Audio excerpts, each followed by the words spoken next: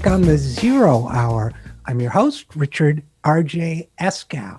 As someone who's been ranting or writing anyway about monopolies in this country and the problems they cause for quite a long time, I am delighted to see that monopolies are now, in recent years, becoming a front burner issue in American politics. And at the head of that, to mix our metaphors, the head of that parade, to make it a front burner issue, is our next guest. Sarah Miller is executive director of the American Economic Liberties Project. She was formerly deputy director of the Open Markets Institute, and she is also co-chair of Freedom from Facebook, a coalition of progressive groups. So first of all, Sarah Miller, thanks for coming on the program. Thanks for having me. Excited to talk about this today. Oh, absolutely. And let's start with this. First of all, do you agree that monopolies, resisting monopolies, is an idea that is having a moment and hopefully more than just a moment? Well, I certainly do. I thought it was having a moment, a year ago. And I think now we are in an extended period in which we're going to be talking about dealing with and fighting against monopoly power for a long time to come. And we've had, just in the last few months, 3 books on the topic, 3 major books. Matt Stoller, your colleague, was on the program to talk about his book, Goliath. David Dayen, executive editor of the American Prospect, has his book. Zephyr Teachout's book just came out on the same issue, the subject of monopolies. So there's certainly a lot of writing about it, and we're seeing what seems to me intensifying interest on Capitol Hill.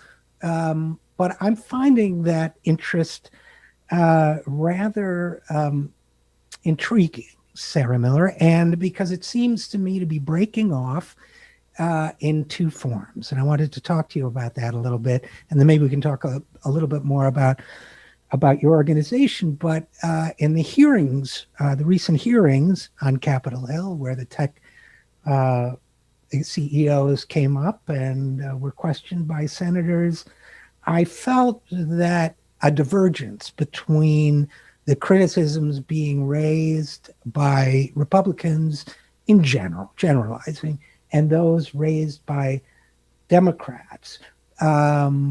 And I'll tell you just very briefly what I mean. It seems to me, puzzlingly enough, that we have Democrats saying a dangerous speech should be suppressed by these companies.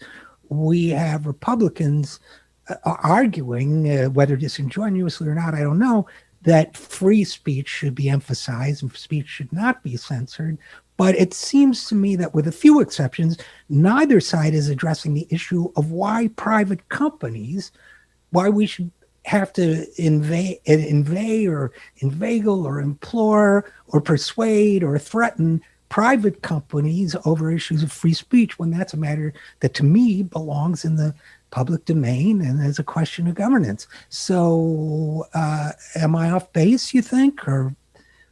No, I think there's 2 conversations. There's a lot of conversations happening, but you've tapped on to one layer. So especially right now in the context of elections, you have, Democrats and Republicans basically fighting for content moderation policies that would benefit their aims. Republicans are claiming, kind of rather absurdly, that these tech companies are censoring, their content, their voices, and then Democrats are pointing to the way that Facebook in particular, but also Google's YouTube, are amplifying misinformation that's harmful, dangerous, and that is true. It is doing that, and that's what their business model is kind of structured to do. And then I think layered above that conversation is really robust debate that was started with the House Antitrust Subcommittee 16 months ago on the role and the power of these big 4 tech companies: Apple, Facebook, Google, and Amazon. Facebook and Google, obviously, which are more of the ones in the free speech, debate, about their market power and all of the negative effects that that's having both on speech and their control over speech and their control over online discourse and the way that they manipulate that to make money. And then a whole range of other harms, particularly to smaller businesses, to entrepreneurs, to economic dynamism, to workers, right, that all stem from their market power in various ways. So I think you're right to hit on one layer of the conversation, but what that conversation has illuminated, and here is where you see some Republicans and Democrats agreeing, is that, Mark Zuckerberg, Sundar Pichai should not be making decisions about what information is flowing through our society based on their own profit maximization strategy. And given the scale of both of these platforms, given the reach, Google has over 8 billion users, Facebook has billions of users around the world. Given that they kind of centralize online communications in large part, that is not a sustainable dynamic, regardless of your political ideology. Yeah, and I think that's first of all very well said, and I think secondly, I think that gets to the heart of the issue, and closer to the heart of the issue, because I think it's like the layers of an onion. I think that because it's not, I don't think we have an intellectual framework in monopoly thinking in this country yet to fully outline the nature of the problem, much less sketch out a solution. And I wanted your thoughts about that, because it's not just the monopolization of information, it's also the management of perception and the alteration of interpersonal discourse around politics, the amplification of conflict, and I'm not saying that censorship is the answer, but it seems to me we have a very complex small set of engines with billions of users that are they're using their monopoly power for through psychological techniques for business ends. And I feel as if there's a freedom of the press issue, but there's also a manipulation issue. And I'm not even sure if we've created the vocabulary to talk about it intelligently yet. Does that make sense to you? Yeah, and I think these are complex problems. And, you're right that for the last 40 years, we haven't really talked about market structure and corporate structure in our policy discourse. If you dial back the clock, there were robust political conversations about, breaking up the railroads, for example. And that really was infused within the kind of broad public discourse. And we've lost that. But I think the good news is it's starting to come back in a really significant way. People, I think, are recognizing the power that the corporations that they interact with is extreme and that they are on the short end of the stick. And I think it's connecting with some of the popular writing that you talked about, Zepper's book, Dave Dane's book, my colleague Sally Hubbard's book, which just came out this week. We're really kind of rediscovering a framework for thinking about how we structure commercial activity in our society. And, Facebook in particular has been the tip of the spear of that, I think, because it does have such pernicious effects on democracy. But we're starting to understand, right, that Facebook makes money from our attention. It makes money from selling advertising and mining our data to do so more effectively than really any other platform, with the exception of Google, can do. And, that's not how a healthy society can structure communications networks, right? It's not about communication that is most sensationalistic, most engaging. That's what makes Facebook money. That's what makes Google's YouTube money, right?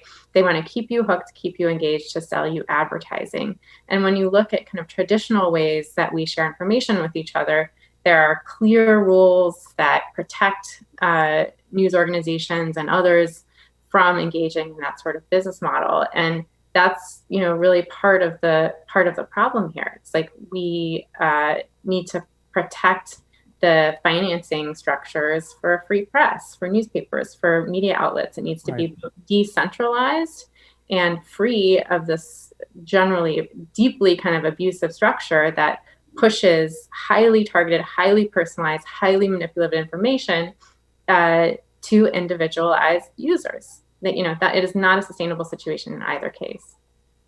Yeah, I agree. And of course, everybody's struggling with this question of what to do about it. I think, to me,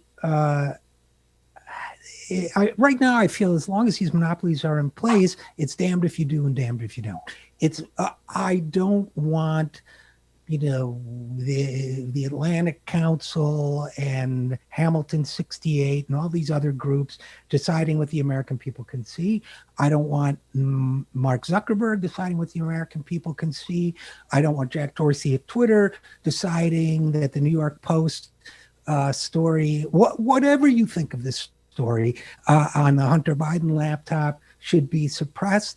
I just feel as if as long as these, and obviously I want your thoughts on it, not mine, but as long as these massive monopolies in communications, we'll get beyond communications before we're done, but as long as these massive monopolies in communications take place, I don't want to sound like a nut, but we're not free when it comes to communication because they just have way too much power. Am I being too hard-nosed or extreme about that? No, I think that's our view entirely. And particularly when you look at Facebook and Google, the scale of their corporations and their reach is just so much more significant than most other outlets. So I think that's one dynamic that's important to note. I think the other thing that's important to note here is that there is actually kind of real policymaker momentum, both on the question of market power and also on the question of how they facilitate communications and the way that that's manipulated to serve their own profit motive, but to the detriment of broader social welfare. So in Congress, they had this 16-month investigation that found basically at the end that all four of these corporations had monopoly power. There should be structural solutions, aka breakups, applied to them to make them smaller, to facilitate other types of platforms and networks that could compete for better privacy, compete on other kind of elements to come up. I think that was quite significant, and we'll move into kind of a legislative phase with that work.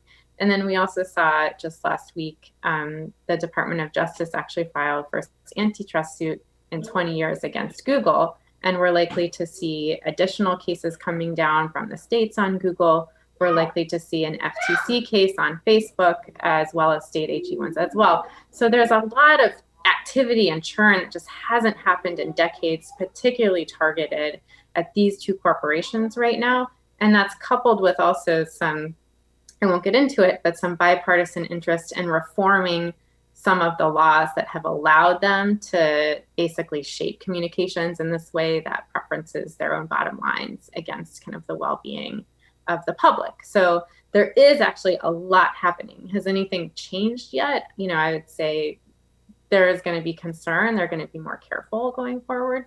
And we're also waiting to see what happens next week with the elections. But, by and large, this is the one issue where there are real bipartisan areas of consensus and real possibilities to clip their wings in a significant way, both in terms of their monopoly power and in terms of the way that they operate their business.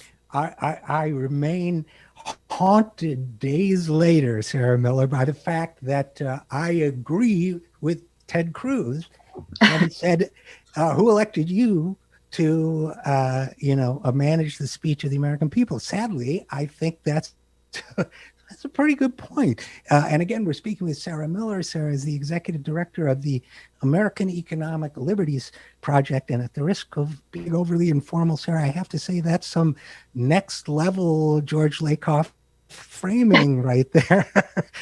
The American Economic Liberties Institute. But of course, you would think that old school, small c conservatives would be right in lockstep with progressives on this because supposedly they believe in free markets, competition, this kind of business Darwinism that if you have the better product, you can excel. And one of the main points about monopolism is that it stifles that, right? I mean, we have this mythology of the two young guys or women in a garage like the founders of Apple and, creating the next great product, but it's virtually impossible now in hardware or software, for example, right? Yeah, I think that's one of the findings of the subcommittee's investigation. They talked to thousands of businesses, and the dampening of innovation, the intentional kind of copying or acquiring or shutting down of competitors. All of these tactics were found to be widespread. And the intent, right, is to allow these four companies to continue to maintain their dominance, to leverage that dominance into new markets where they then have advantages because of their power in adjacent spaces. So I think, I think it's fair to say that we have seen the vast majority of leadership on this issue coming from Democrats, specifically Cicilline.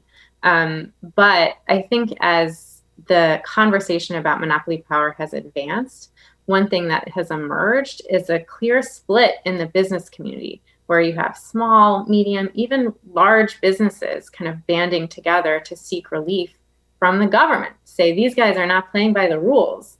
Right. This has gone too far. We're not for regulation. We're oftentimes conservative, but we really kind of gone off the deep end here, and things are going in a really bad direction for some of the things and the elements of kind of American commerce that we consider to be foundational. And that's absolutely true and borne out by the research. I think it's important context for people to understand that in the early 1980s, President Reagan kind of overthrew the way that we'd historically enforced antitrust laws, and basically decided big is fine, big is great. Like, why are we punishing success? And that allowed economic concentrations of power to start to develop. And Democrats went along with it, under Obama too. They absolutely went along with it. It wasn't Right. a serious part of the policy discussion at all. And all of a sudden, we've kind of woken up to this problem. And, I think the good news is that there very quickly became a lot of alignment around the need to address this and a lot of interest in learning how to do that. And so, although the problem that we're in now, and it's not just in tech, it's systemic throughout the economy, is very severe. The tools we have in place are powerful. There is bipartisan cooperation, just almost unheard of, in Congress. The solutions that are on the table are the right ones. We're not kind of watering them down to please the various lobbyists for these companies, which is remarkable in and of itself. And we're seeing really strong and rising, I think, outside movement that's comprised of people in the business world, that's comprised of progressive activists and some conservatives too, who, like you said, agree with Ted Cruz, whether they normally agree with him or don't. He and Elizabeth Warren are finding common ground and using common rhetoric. So something's going on here. Yeah, I think that's a great point. And Sarah Miller, but of course, the headwinds are enormous. And if we think of tech, before we move out of tech, it strikes me that the financial model, the venture capital model in tech, has been very much intentionally monopoly driven. That you take an Uber or an Airbnb, or we could go down the list, and you lose billions of dollars year after year until you can capture sufficient market share to make your money back. That's the whole model, with enormous amounts of money coming out of the Silicon Valley for that. And then, if you're David Plouffe working for the Obama administration, they give you millions to go become their VP or senior VP of public policy, et cetera, et cetera, et cetera. We could name all sorts of folks like that from both parties. It seems to me that among the many headwinds of political contributions and pouring millions into the referendum in California on Uber drivers and Lyft drivers, et cetera, that in addition to all of that, really all the money people behind the tech industry, I think, are going to resist fiercely, aren't they? Because that's what they've been pouring billions. Okay, WeWork, the game was up. It didn't, the scam didn't work out, but Uber, Lyft, Airbnb, the people behind this, and I don't know if Kleiner Perkins or who it is, but these people are going to be opponents, aren't they? Yeah, they already are. I think it's pretty remarkable in DC, at least, that the lobbyists for big tech have been as ineffective as I think they have been. They're facing down a number of antitrust suits, which they really don't want. They, just this week, 3 tech CEOs were pulled in to testify in front of the Senate. They testified in front of the House back in July. There is a set of legislative recommendations that would kind of get to the heart of their power, which is the one thing they don't want. They want behavioral remedies. They want regulations that they can get around and kind of lobby against that will be watered down or not enforced. And, in DC, I think that the game has played out exactly the way that kind of their lobbyists would not have wanted to see. And frankly, even as an advocate, I didn't expect to see this robust of a response. And now we're in a place where, we'll see what 2021 brings. But, the fight is going to get more intense. But we are not, the train is not going to go back into the station here. I think also with big kind of abusive monopolies like Uber and Lyft, we obviously see what's playing out in California with Prop 22, which is quite horrifying. And, hopefully we get that over the finish line. But these, corporations like that were kind of the darlings of innovation and really did a great job branding themselves as innovators when really they just found ways around the law at a time when kind of enforcers and regulators were asleep at the wheel, to use a relevant metaphor in this case. And now people are awake to that, and I think one thing that we found is that the arguments that the tech company reps are making, they just don't work anymore. They're not working. Like sometimes you have debates and, one side is bought off and the argument is disingenuous, but it's compelling, it kind of makes sense. It causes a problem. Here, it's really hard to argue at this point that the level of power and control that Facebook and Google or Amazon has over various swaths of our economy or swaths of our society is okay. It just clearly isn't. And again, we're talking with Sarah Miller, director of the American Economic Liberties Project. And I got that right, didn't I? And before we go off tech, I have to share a personal gripe with you because it's illustrative. I have been locked out of my own Twitter account for 6 months. It's been a Kafka-esque story, RJ Eskow, my Twitter account, where I was hacked. And then I've never been able to get the account back. Been sent through over and over, probably 20 different times trying to get it rectified, never rectified. Once they said they reattached my email to it, but there was a typo. They forgot to add .com to my email address. Now they just haven't answered me for 4 months. I've written to their chief. I've had an attorney write to their chief counsel. I've written to their press people. Now, some of my friends think I'm being censored. No, I'm not sure. But either way, if you call them, they say, we do not handle customer issues over the phone. To me, it's probably illustrative. They just don't have to, Joan Rivers' line about being a Republican. She said, we don't care, we don't have to. That was her line at the Republican convention. I feel that that's the tech company mantra too, because otherwise, wouldn't there be something you could do after 6 months in a situation like that? Yeah, and I think, that's one of the ways that, and the most dangerous ways that these corporations' power manifests itself, where you just are in a situation where you don't have any control and it doesn't matter. I think we saw, major boycotts of Facebook. For example, we've seen delete Facebook movements.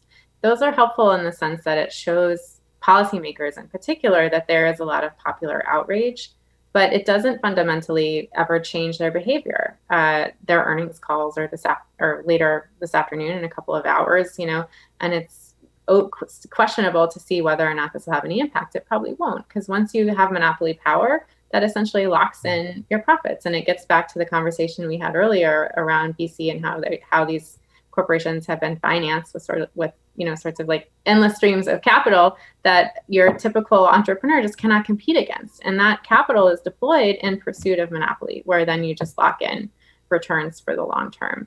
And it's up to policymakers and enforcers to break that cycle so that we have a level playing field for corporations that are larger but playing by the rules, and ones that are just starting out.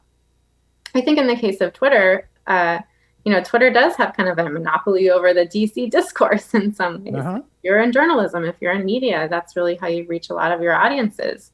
And I think a lot of people have that experience, whether it's with airlines or whether it's with their cable company, Right. whether it's certainly with your health insurer, right? You get so big and you have so much power that it just doesn't matter. Even when consumers band together in large numbers, it just doesn't matter. That's why policymakers are the ones that have to step in and solve this problem, and public outrage needs to primarily be directed towards them. I think that's a great point. And I always tell people when a conservative or somebody complains to me about bureaucracy in government, I say, if you want to know about bureaucracy, call Comcast and try to cancel your subscription and get back to me 6 hours later when you give up, because that's a But again, exactly your point. You mentioned cable companies. That's a highly monopolized business, right? So is health insurance in many markets. It's a duopolistic or monopolistic. I don't think they repeated the study, but about 10 years ago, the American Hospital Association did a study on health insurance. You have Blue Cross with 90% of the market in Birmingham, Alabama, and so on through the major metropolitan areas. So my sense of powerlessness and frustration is replicated probably a millionfold every week. What can people do? Not about my specific situation, although I'll take advice there too. But what can people do? And you mentioned that probably the point of contact to go for is policymakers rather than these corporations. How can people move their policymakers on this issue? Yeah, so it's a great question. I mean, one of the things our organization does, and our website is economicliberties.us, is we help interface and support other movement groups who are fighting these corporate power fights with us. And we want to direct energy, grassroots energy, to policymakers in specific fights. So I think that's one of the roles that we have kind of sitting here in DC, is we kind of know when we need an extra push. We know when it would be really helpful to have people who are on the ground in communities experiencing the effects of monopoly power in really pernicious ways, point that energy towards policymakers that have responsibility for addressing it. So that's an important role that we and a number of other groups who I'm sure you know here in DC are playing, as these fights are evolving. I do think that a lot of progressive energy historically, and for good reason, has gone towards corporate accountability, where, if a corporation is doing something bad, you band together and you yell at them and you get them to change their policies. And there's certainly room for that, and it's important. But as you get into a space where more and more corporations have this monopoly power that you talked about, they're increasingly immune to what consumers want, or they'll make a change and then 2 weeks later, they'll retract it. And what are you going to do about it? So I think the core mission of our organization is to push policymakers to fundamentally begin decentralizing power in the economy. Just like we have a system of checks and balances that hopefully is going to hold up for the long term. Right. Just as political power is kind of diffuse in the way that we've structured our kind of self-governing country, that's those same principles used to apply to the economy as well. We don't want any institutions on their own accumulating so much economic power that they can destabilize our democracy. And, you look at the influence of corporations on our politics, we're not in a good place there. So that is kind of the framework, and the and how, attitudes are kind of shifting. We're realizing that it's an important principle to keep economic power decentralized and not just political power.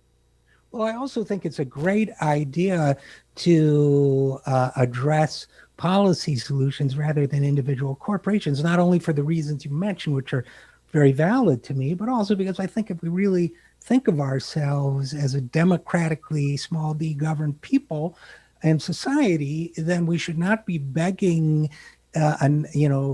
faceless corporations run by anonymous billionaires for their indulgence and, perhaps, a mild favor here and there. We should be creating an appropriate, democratically run system that can't be abused and where no one can be abused. I guess my last question for you, Sarah Miller, but it's a big one, so look out, is, I always, obviously in the line of work I'm in, writing and broadcasting, I always think about communicating the nature of the problem, getting people to have a handle on it, and what's the word, motivating them, activating them on it, and catalyzing, I guess. And this monopoly question, it can feel so big and so diffuse, and with so many different faces kind of popping out of the cloud here and there, the clouds here and there of, there's cable, and there's pharma, and there's, you know what I'm saying, and there's tech, and there's Amazon, a different dimension of tech, that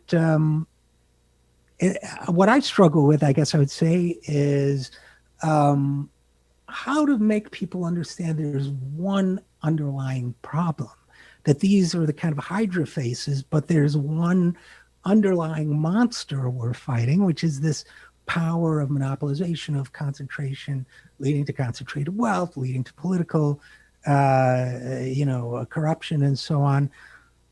How do we make people understand that it's a thing? It's not just a bunch of different bad stuff that happens.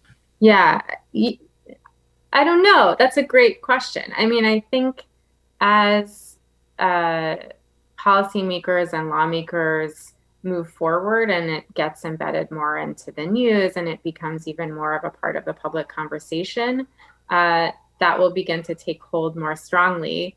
I think you do see that what we find, at least, is when we talk to people about our kind of view of the world, our framework, the problem as we see it, it just clicks, and it clicks really quickly. And so the more, I think that we can just be broadening out this conversation, and not just in more elite DC based formats, but in local news. There's a growing number of grassroots and movement groups who are engaging in this and finding unique ways to talk to different constituencies that they work with. I think, it makes sense when you think about, why our kind of democracy, some of the reasons why our democracy and our economy have produced this massive amount of wealth inequality. And I think these are conversations and messages that infuse the Democratic primary. Elizabeth Warren, in some ways, talked about it. Bernie Sanders certainly talked. I mean, it's in different ways, but it's about a certain small number of people amassing inordinate and immoral levels of power. And the fact that we have had too many people in positions of governing promote that, or at least be blind to the various social harms that has caused.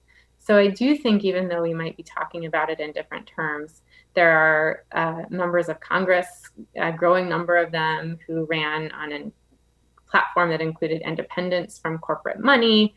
It's a powerful message. So I think you might not always say the word monopolization. You might not talk about abuse of dominance, but I think we are having a very robust conversation about power in our society, how people have amassed that power, and what policymakers are going to do. And I think the hope is that voters will hold them accountable for doing that. Yeah, I certainly hope so too. But I think, the Republicans talk about, or the conservatives, Reagan used to talk about big government, maybe big corporate or something. We need the most frightening words in the human language are, I'm from a big corporation and I'm here to help. So we need to keep thinking about that part of it too. But you guys are doing great work. I encourage people to check out the work that you're doing at the American Economic Liberties Project. So Sarah Miller, Executive Director at that organization, thanks for the great work you guys are doing. And thanks for coming on the program. Thank you, RJ. And we'll be right back after this. I am Richard RJ Eskow, and you're listening to The Zero Hour.